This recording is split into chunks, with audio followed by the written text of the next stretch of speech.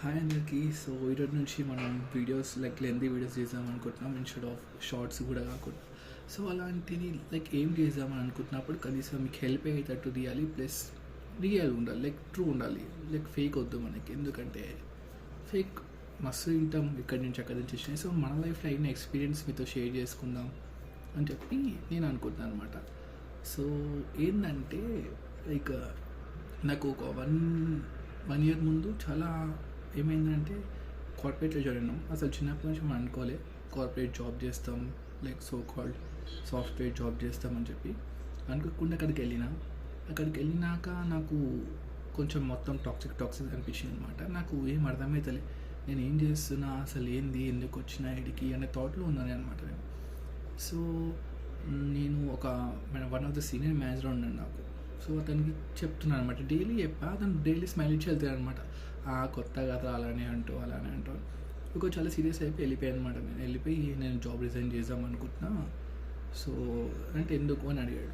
నాకు కూడా తెలీదు, నాకు పే మంచిగా ఇస్తారు, అన్నీ మంచిగా ఉన్నాయి, కానీ ఏదో తెలియదు అన్న. సో అతను ఒక ఎగ్జాంపుల్ ఇచ్చాడనమాట. సో నాకు తెలిసింది, చాలాసార్లు విన్నా, కానీ నేను చెప్పినప్పుడు అది నిజంగా లైఫ్లో వాడచ్చు అని చెప్పి అర్థమైందనమాట. సో ఏం చేశాడంటే ఒక 2000 నోట్ తీసుకుండు, అది కావాలా అని చెప్పి అడిగాడు. ఎవరికి, నాకు ఒక్కనికి కాదు, వాళ్ళ టీం అందరికి పిలిచిండు. క్యాబిన్లో పిలిచి బికాస్ ఆఫ్ మీ నా కోసం అతను అందరినీ పిలిచి అడిగాడు అనమాట, ఈ 2000 నోట్ ఎవరికి కావాలి అని చెప్పి. అందరు 10 మంది లేపారు, 10 మంది వాళ్ళ టీంలో. దాంతోపాటు నేను కూడా లేపిన. ఎవరికి వద్దు పైసలు, నువ్వు కూడా చెప్తావేమో. తర్వాత అతను ఏం చేసినది క్రష్ చేసిండు అనమాట. క్రష్ చేసి మళ్ళీ కింద పైన తీసి చూపించిండు. ఇదేదో ఎన్నట్టుందేమో చేస్తుండేనా అని ఇప్పుడు వరకు కావాలి. ఏం చేసినా నోటే పైసలు చెల్తాయి కదా అని చెప్పి వాళ్ళు అందరం లేపింది, అందరం కలిపింది.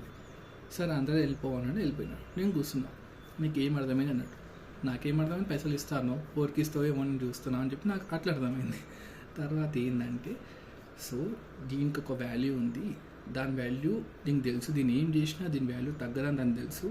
అలాగే నీకు ఒక వాల్యూ ఉంటుంది, అది నువ్వు తెలుసుకోవాలి.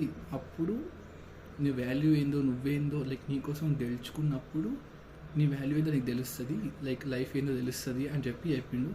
వితిన్ 1 ఇయర్ నిజంగా నా లైఫ్లో చాలా ఆ రోజు క్విట్ చేయని చాలా మంచి పని చేసిన అనిపించింది. ఎందుకంటే ఇప్పుడు నేను చాలా మంచి పొజిషన్లో ఉన్నా. ఇప్పుడు నేను ఎవరైతే నా కొలీగ్స్ నుంచి తిట్టుకుంటున్న వాళ్ళందరూ నా కింద నన్ను వచ్చి అడగడం, అన్నిట్లో నేను ముందుండడం, because I know myself. చాలామంది డిసప్పాయింట్ అవుతుంటారు అనమాట, ఇది అది. కానీ నిన్ను నమ్ముకో, సక్సెస్ విల్ ఫాలో యూ అని చెప్పి నాకు అర్థమైంది.